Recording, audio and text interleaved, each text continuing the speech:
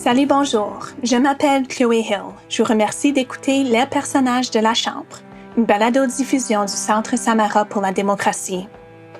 Dans ce balado, nous ne parlons pas seulement des députés, nous nous adressons directement à eux et à elles. Nous creusons sous la surface pour apprendre ce que représenter sa communauté dans la capitale de notre pays signifie vraiment. Nous voulions tout savoir, ce qui se passe en coulisses, y compris les drames et les intrigues politiques. Mais surtout, nous voulions découvrir des députés en tant qu'êtres humains ayant leur propre histoire à raconter. Dans cette série en 6 parties, nous entendrons des témoignages d'anciens et anciennes députés des 42e et 43e législatures du Canada, c'est-à-dire des parlementaires qui ont quitté leur fonction entre 2015 et 2021.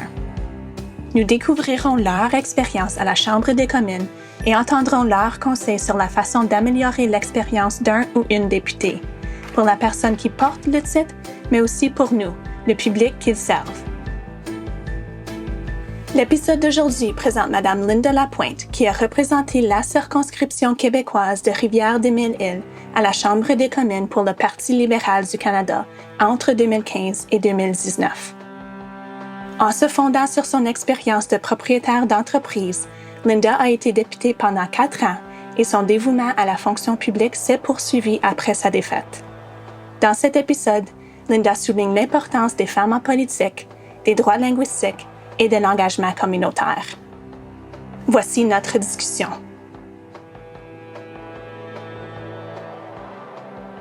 Alors, merci encore une fois, Mme Lapointe, de vous libérer aujourd'hui. On va commencer avec votre parcours politique. Pouvez-vous me parler un peu au sujet de votre premier mémoire en politique ou à l'engagement civique? Avez-vous grandi dans un foyer ou une communauté politique? En fait, c'est le père de ma mère était maire dans sa petite municipalité. Puis ma mère a toujours été très proche, elle a toujours été à l'affût de tout ce qui était la politique. Elle était toujours très au courant et puis elle aimait ça.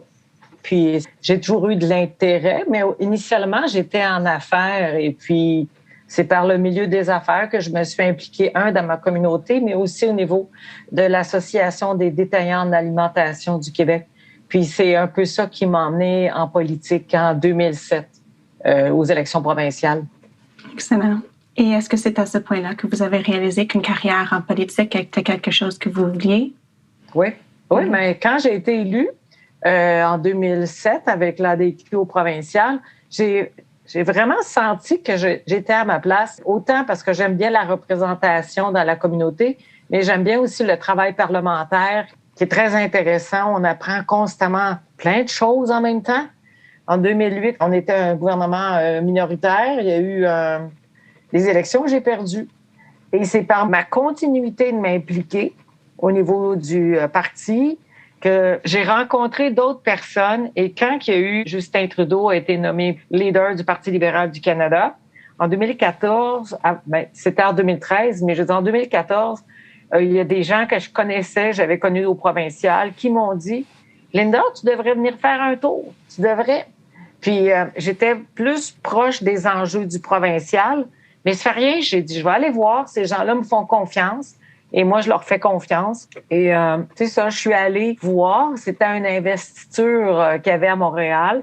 Puis là, on m'a fait rencontrer des gens, j'ai réfléchi. J'ai quand même pris le temps de réfléchir. Et puis, il a fallu que je passe par l'investiture au niveau de la circonscription de Rivière-des-Mille-Îles pour le Parti libéral du Canada, qui était quand même pas évident, je dois le dire. Tu veux t'impliquer, il faut que tu vendes des cartes de membres.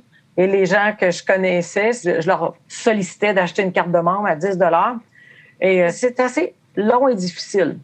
Mais je me suis impliquée officiellement en juillet 2014 et puis l'investiture a eu lieu le 22 février 2015. Investiture que j'ai gagnée. Donc, j'étais une personne très impliquée dans son milieu. Là. J'étais déjà là. Mais c'est juste que ça m'a permis de rencontrer d'autres personnes, étant donné que j'étais la candidate qui avait gagné. Puis, c'est ça, les élections de 2015, j'ai gagné. Ça, c'est le fun de gagner. Et comment est-ce que vos proches ont-ils réagi à votre volonté d'entreprendre une carrière politique? Mes enfants étaient quand même jeunes en 2007. C'était 15, 13, 11 et 9 ans.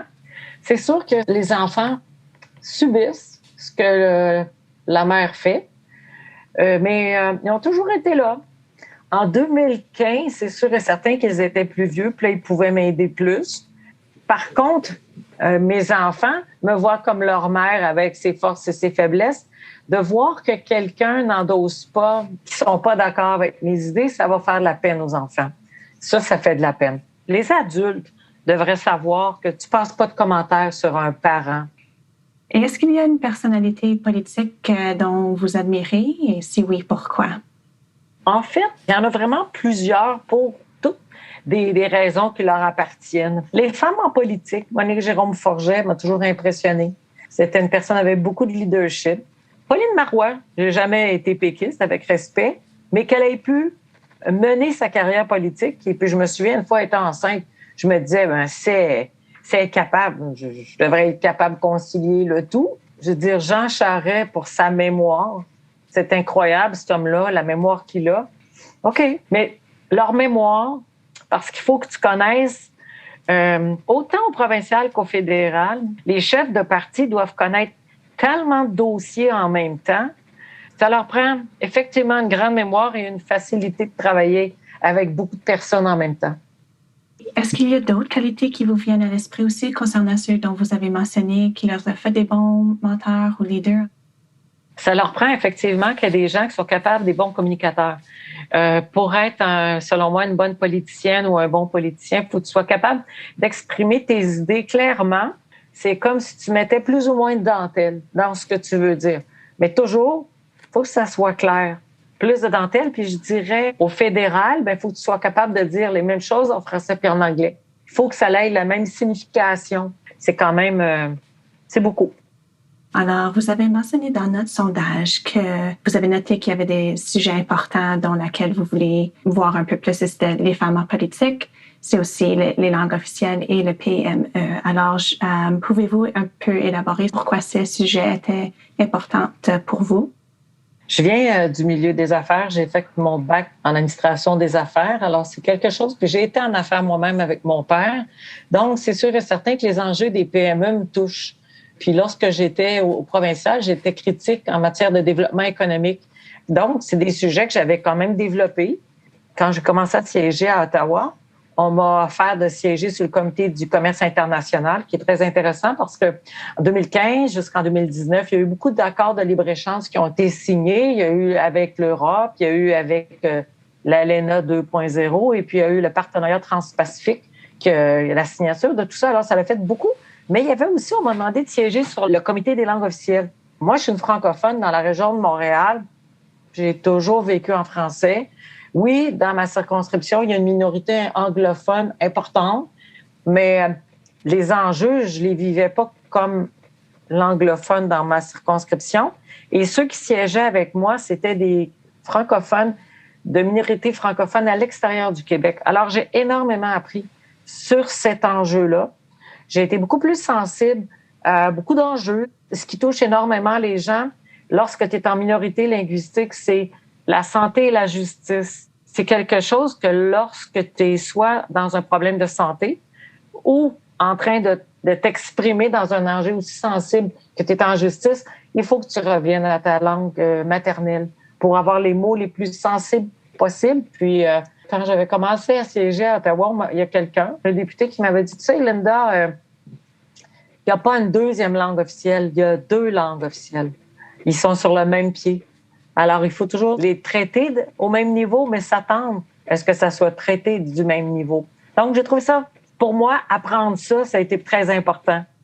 Comment avez-vous trouvé ces questions-là relatives à la langue ont été perçues et priorisées? Bien, en tout cas, dans notre gouvernement, avec Justin Trudeau, c'est sûr et certain que pour lui, de toute façon, c'était le gouvernement libéral, il y a 50 ans, qui avait mis en place la loi sur les langues officielles. À ce niveau-là, il n'y avait pas de problème. On est en Amérique, le français, c'est sûr qui est minoritaire. Et je dis, tout ce qui est sur le web est très, très majoritairement en anglais.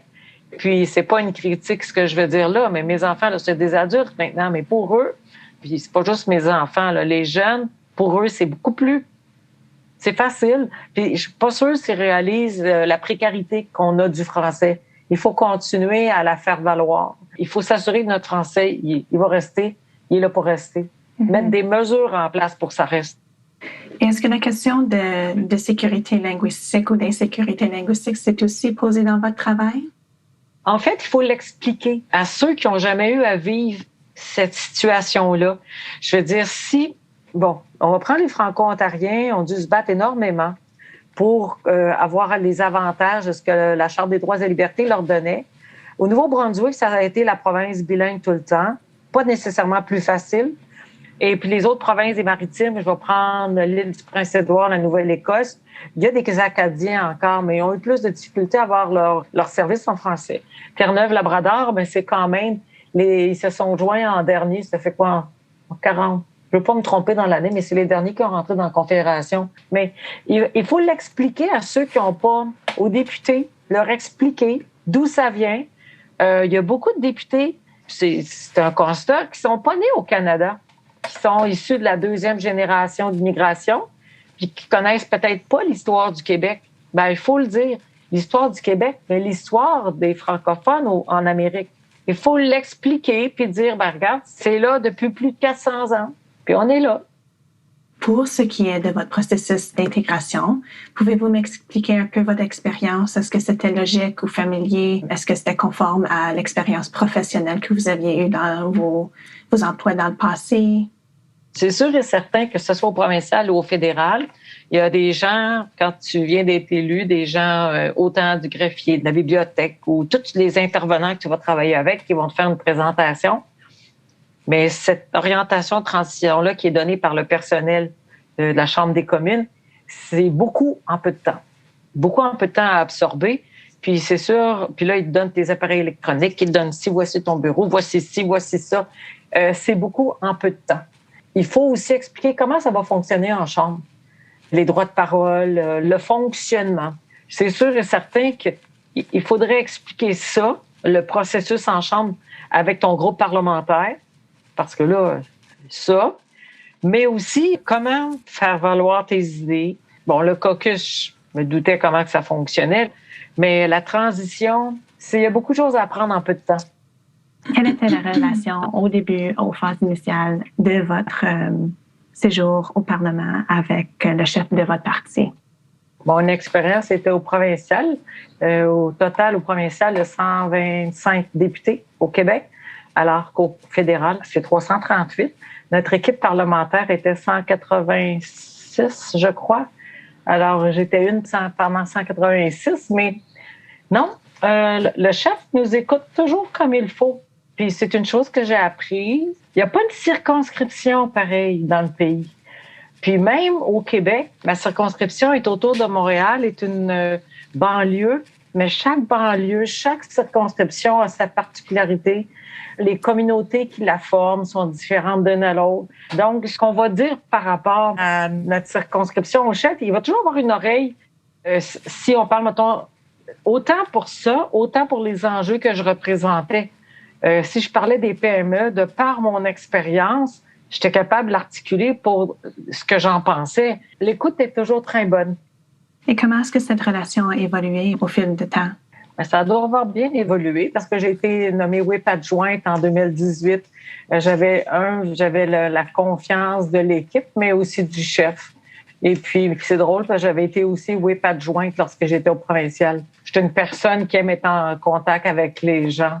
Donc, c'est une qualité qui m'a été reconnue. Puis, lorsque j'ai perdu en 2019, on m'a offert d'être agente de liaison, qui est un peu la continuité. Je travaille avec le caucus, donc je travaille avec les députés. Mais oui, non, ça a bien évolué. Puis, c'est sûr et certain que j'aurais souhaité être réélue, soit en 2019 ou en 2021, mais la vie en a décidé autrement. Et vous avez mentionné que vous aviez été whip adjoint. Est-ce que ce rôle a façonné ou a influencé la relation avec vos pairs et vos adversaires? Oui, je veux dire, mes adversaires. Oui, mais mettons, ils reconnaissent que je suis proche des gens, mais ça l'a influencé. Bon, ils reconnaissent en moi une personne qui va... Moi, je suis là pour les aider. Quand j'expliquais un peu plus tôt comment améliorer l'intégration et la transition, quand j'étais agente de liaison puis qu'il y avait des nouveaux qui commençaient autant en 2019 qu'en 2020, Moi, j'essayais de les aider le plus possible. Il y a vraiment beaucoup de choses en peu de temps à faire. Alors, je trouvais que de par mon expérience, j'essayais de les aider tout le temps.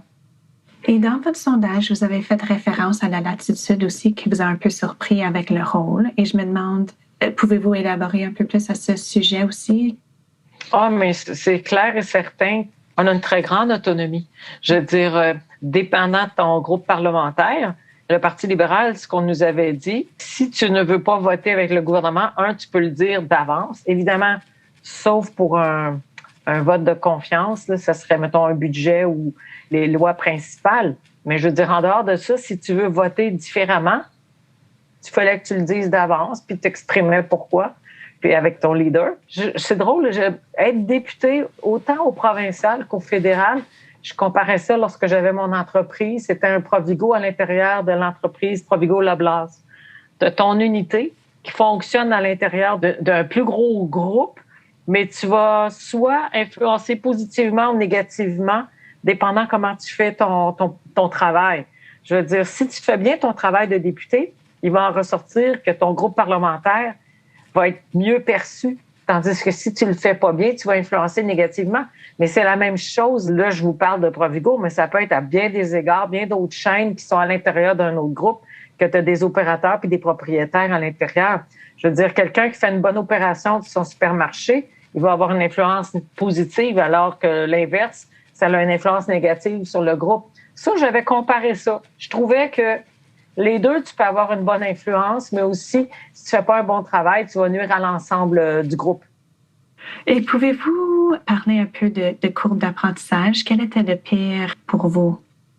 Mais les 3 premiers mois, là, avant que tu sois confortable dans ton travail parlementaire, c'est plus que 3 mois. Puis en circonscription, encore là, il faut que tu fasses un 12 mois parce que il y a beaucoup d'activités qui reviennent annuellement. Et puis, il faut que tu les fasses. Il faut que tu te fasses connaître. Faire connaître, c'est une chose. C'est, je dirais, quand tu vas en circonscription, c'est pour connaître les gens. Connaître les gens, écouter. Écouter qu'est-ce qu'ils veulent te dire. Ils veulent pas tellement t'entendre, les citoyens en général. Ils veulent que tu les écoutes. Ça serait le genre d'affaires qui devrait être expliqué par les chefs de parti. Les gens veulent que tu les écoutes. Quand tu es en élection, tu vas expliquer ta plateforme. Mais après ça, ils veulent que tu les écoutes. OK? Écoute comme il faut. Écoute ce qu'ils disent. Mais sinon, c'est apprends à connaître tes gens. Mm-hmm. Ça va être la meilleure affaire. Et pour revenir au parti, est-ce que le parti s'attendait que ses priorités passent avant les demandes de votre circonscription? Et sûr et certain qu'il faut que ça soit à l'intérieur de la plateforme. Mais il faut que ça aille ensemble. Mais non, comme je disais un peu avant, chaque circonscription est unique, les 338, de par la grandeur, les tissus sociaux, la géographie, dans quelle province, tout unique. Et puis, il faut la défendre. C'est une façon de parler. Et pouvez-vous décrire la culture de travail au Parlement? La culture de travail au Parlement. J'ai pas eu de problème à travailler avec les autres. Je me suis toujours fait respecter. J'ai jamais eu de commentaires négatifs. J'ai jamais senti que l'effet que j'étais une femme, ça faisait une différence. Que j'étais francophone, non, j'ai jamais eu de commentaires là-dessus. Mais par contre, on n'est pas assez de femmes au Parlement. On n'est pas encore dans la zone paritaire. Et puis, si, admettons, on est dans un conseil d'administration, il y a 10 personnes puis qu'il n'y a qu'une femme, ça va être difficile pour elle de débattre de ses idées sans avoir un regard des hommes sur elle comme étant la représentante féminine de service. Au Parlement, il y a vraiment beaucoup de femmes. C'est parfait. Mais, selon moi, je veux dire, on représente plus que la moitié de la population canadienne. On est autour de 51 %. On devrait s'attendre à avoir la même représentativité. L'environnement, étonnamment, c'est un sujet beaucoup plus sensible chez les femmes. Et après avoir parlé avec plusieurs personnes, la qualité de l'air, de l'eau, ça touche toujours plus les femmes. Il doit y avoir un lien avec le fait que c'est les femmes qui mettent les enfants au monde. Mais les hommes et les femmes sont complémentaires. Quand je suis arrivée à la Chambre des communes, je me souviens des collègues féminines qui me disaient, qui apprenaient que j'avais 4 enfants. Ils ont dit, mais comment t'as fait? Ben, je les ai eus un après l'autre. Mais eux, c'était pas ça qu'ils pensaient. La conciliation travail-famille, mais aussi les frais de garde à l'extérieur du Québec sont très, très élevés. Dans le sondage, encore une fois, vous aviez mentionné que le mode hybride, ça l'aide vraiment à la conciliation famille et travail. Avez-vous plus de commentaires à ce sujet ou le Parlement hybride aussi? Oui. Le Parlement hybride, ça permet d'être plus présent dans ta famille. La famille va continuer après la politique. Il y a des événements que tu veux pas manquer, la graduation de tes enfants. Je veux dire, tu veux pas manquer ça. Puis, il faut pas manquer ça. Mais là, je vous parle des enfants. Mais là, moi, je suis rendue dans une situation où mes parents sont vieillissants. Là, tu te retrouves que mes enfants sont rendus autonomes, mais mes parents ne le sont plus. Donc, il y a plusieurs députés hommes-femmes qui vont avoir à jongler avec ça, mais c'est plus souvent les femmes qui vont être là-dedans. Puis plus que les femmes vont être capables de concilier le tout, le meilleur, ça va être pour les hommes aussi dans leur vie. Mais donc, le hybride permet de travailler et de ne pas manquer aucun vote. Est-ce que c'est mieux d'avoir un Parlement hybride au complet? Le temps va nous le dire. Hybride pour permettre dans des situations que faut pas. Il y a des affaires qu'il ne faut pas manquer dans ta vie. C'est pas correct. Là, que ça soit la maladie dans ta famille, proche, il faut que tu sois là. Puis le vote virtuel, je crois que ça se fait quand même assez bien. Je trouve que de parler devant un écran en chambre, ça n'a pas la même prestance que lorsque tu te lèves puis que tu t'exprimes avec tes bras. Puis c'est plus convaincant en personne. Mais d'avoir le hybride, ça permet de concilier des situations que tu as à vivre dans ta vie. Je veux dire, si tu passes à travers ta carrière politique, mais que tu n'as plus de famille autour de toi après, tu n'as rien accompli dans ta vie. Là. Il faut permettre aux députés d'avoir un équilibre. Madame Lapointe, si je peux faire un retour aussi, vous aviez mentionné que vous aviez été largement respectée dans vos rôles aussi, mais je me demande, avez-vous fait face à la toxicité en ligne? C'est un sujet à laquelle on fait... Oh, oui.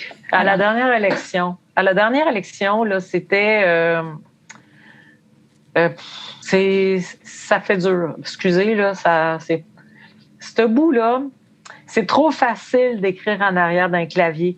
Les gens, ils l'exprimeraient pas face à face. C'est peut-être déjà arrivé quand j'étais à la gare du train le matin qu'il y a des gens qui se permettent de dire des choses, mais c'est rare. Les gens sont respectueux. Je veux dire, t'as le droit de pas être d'accord avec quelqu'un, puis c'est correct, là, mais t'as pas à être injurieux. Mais en ligne, on dirait, en arrière d'un clavier, on dirait que les gens se sentent dédouanés, là, qu'ils peuvent faire ce qu'ils veulent. Mais à la dernière élection 2021, c'était pire. C'est sûr et certain que les médias sociaux, ça l'a augmenté beaucoup. Mais j'ai jamais eu de menace comme qui s'est faite là dans les dernières années à certaines femmes. Là, je pense à Catherine McKenna, c'est épouvantable ce qu'elle a vécu. Léonard Zang, il y en a d'autres aussi. Là. Je veux dire, tu reçois des menaces. Puis quand il y a eu le convoi de la liberté, j'étais sur la colline, les députées féminines, quand ils devaient se rendre au Parlement, c'était vraiment épouvantable ce qu'ils ont eu à passer au travers. Non, ça, c'est pas correct. Il faut permettre, l'encadrement législatif doit permettre que ça soit pour les élus ou, je veux dire, n'importe quelle menace ou dénigrement qui est fait sur les médias sociaux, selon moi, devrait être géré aussi sévèrement que si je le dis en face d'une personne. C'est pas correct, là. Vraiment pas. Puis ça va faire que plusieurs personnes qui vont y penser 2 fois avant d'aller en politique alors qu'il y aurait beaucoup de talent. Avez-vous des histoires ou des moments amusants dans la Chambre que vous pouvez partager avec moi? Oui? Ah oui. C'était amusant, puis ça l'était, oui puis non. Quand on a eu des marathons de vote. Des marathons de vote, c'est fou, ça. C'est vraiment pas... j'étais whip adjointe. Le marathon de vote qu'on a eu en juin 2019, il fallait que je fasse des rotations entre les députés parce qu'il faut toujours garder ta majorité, mais on est arrivé le mercredi matin au Parlement, puis le vote, le marathon a commencé le mercredi à 6 heures et puis ça l'a arrêté à 11 heures le vendredi matin. Et ça a toujours continué. J'ai dormi 2 heures là-dedans. Étonnamment, ces histoires-là, qui sont des règles parlementaires qui fait que tu veux bloquer l'autre, l'adversaire, tu veux le bloquer, mais au bout de la ligne, tu renforces l'équipe quand tu fais ça. confrérie, ça finit que tout le monde a bien du plaisir pareil, là. C'est sûr que tu es fatigué. Quand on est terminé, ça, c'était au mois de juin. Mettons la deuxième semaine de juin. Je me souviens que ça a pris 3 semaines avant que je reprenne le dessus de ma fatigue. Puis j'étais quand même pas dans les plus âgés du groupe. Là, je me souviens que mes députés qui avaient 70 ans et plus, eux, je leur permettais de dormir plus longtemps. Mais les autres, là, il y avait une rotation, puis il faut que tu reviennes dans 1 heure. Tu sais, là, arrange-toi comme tu veux, mais il faut que tu sois dans ton siège dans 1 heure.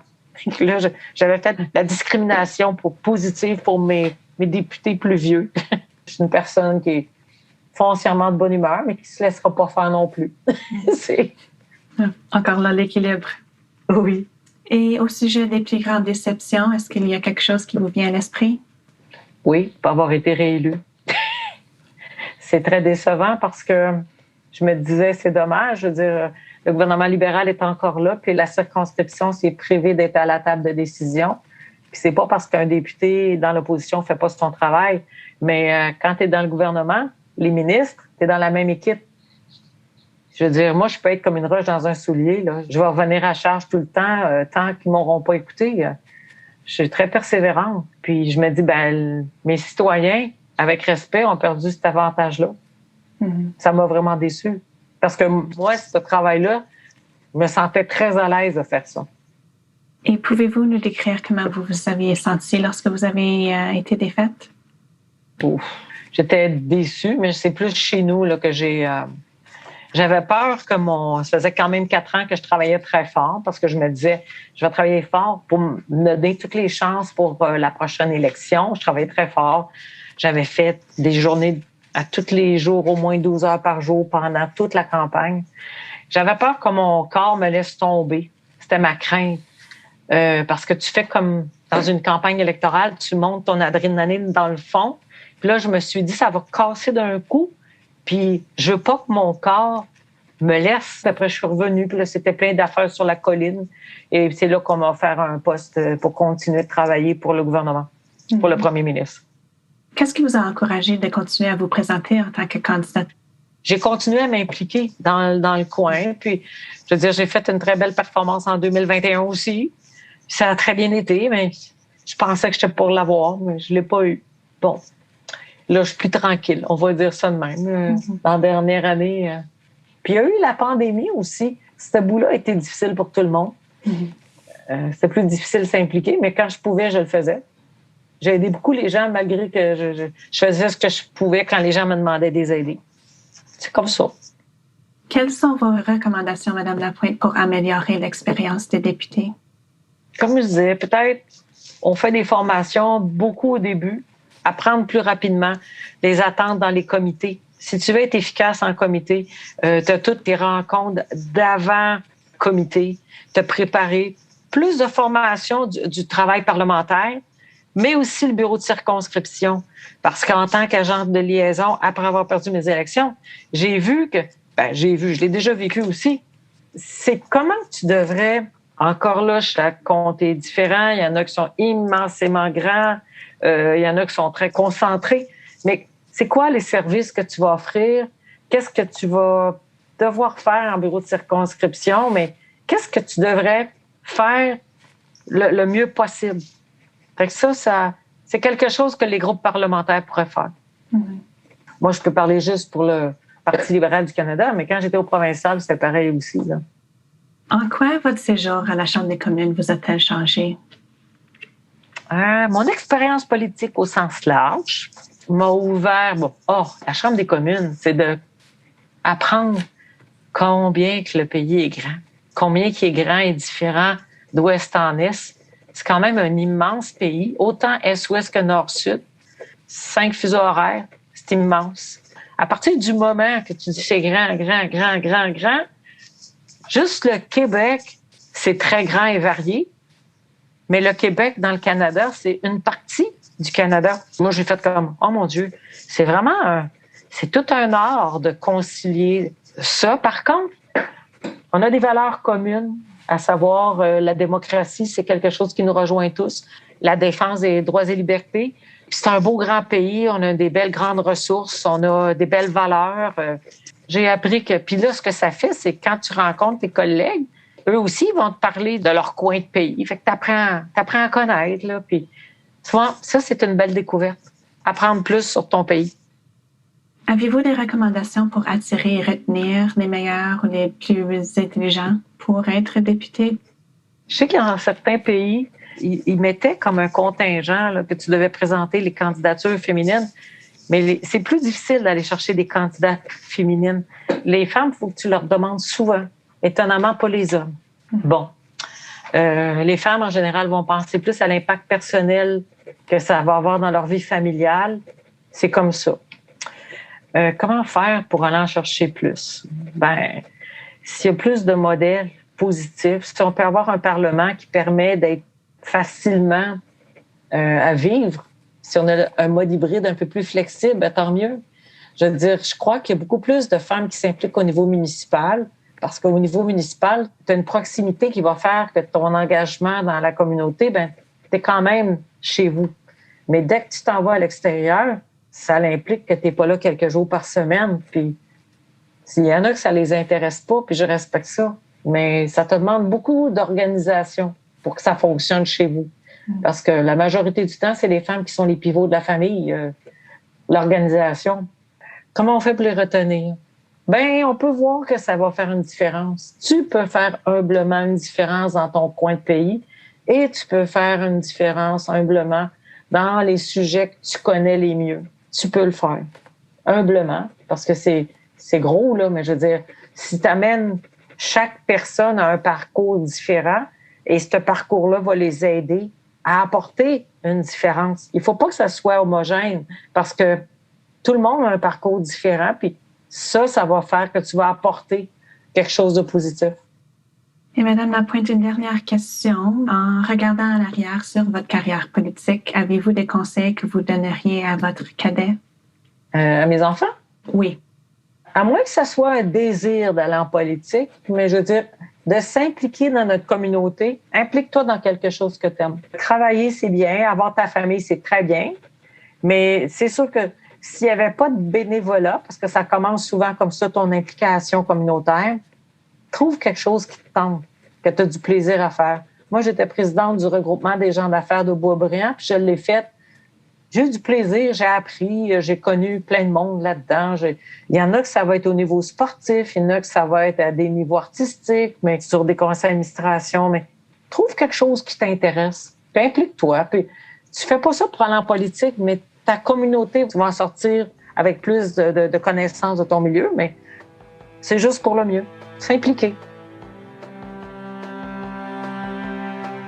Cette entrevue a vraiment fait ressortir comment chaque personne a un parcours différent et comment la persévérance porte ses fruits. Nous tenons à remercier encore une fois Linda pour sa contribution à ce projet. Dans notre prochain épisode, nous aurons une conversation avec M. Rémi Massé, qui nous amènera dans les coulisses de la Chambre des communes et discutera de la nature exigeante du travail d'un parlementaire et de la valeur de savoir défendre ses convictions. Merci d'avoir écouté les personnages de la Chambre.